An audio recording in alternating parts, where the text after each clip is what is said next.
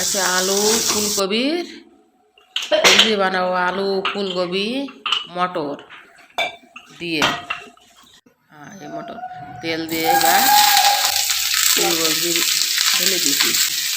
হলদি মির্চা, হলদি নমক দিয়ে এবার আদি ভেজে নিতে হবে। ভেজে নিয়ে এবার মশলাগুলো কাটতে হবে, পেঁয়াজ রসুন ঝাল টমেটো সব কাটিয়ে ততক্ষণ ওগুলো আদা ভাজা হয়ে যাবে।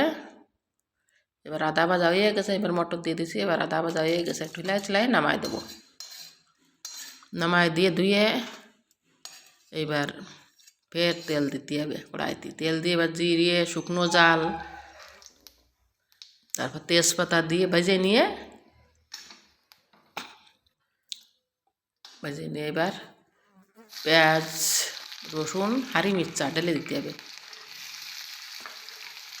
আচ্ছা, এগুলো ভালো ভাজা হয়ে গেলে এবার হলদি মির্চা ধনের গুঁড়ো দিয়ে এবার টমেটো ঢেলে দিতে হবে। টমেটো হালকা ভাজা হয়ে গেলে হালকা ভাজা হয়ে গেছে, এবার আদি যে ফুলকপি আলু মটর ভেজে রাখিলাম আদি সিদ্ধ, ওই এবার ঢেলে দিতে হবে। দিয়ে ভালো করে হিলাই চিলাই 10 মিনিট এর পাকাতে হবে। পাকাইয়ে হিলাই চিলাই ভালো করে পাকাই 10 মিনিট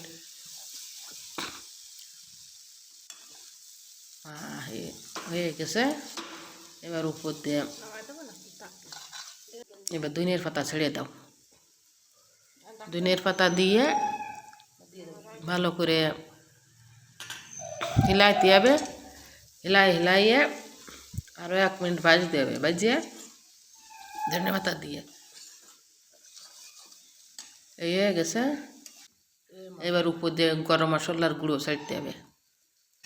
এবার হিলাইয়ে ব্যাস এবার নামাই দাও। তারপরে ভাতের সাথে রুটির সাথে পুরির সাথেও খাও, তবে ভালো লাগবে। হ্যাঁ, এই যে কত সুন্দর দেখা যাচ্ছে, দেখো কত সুন্দর আছে।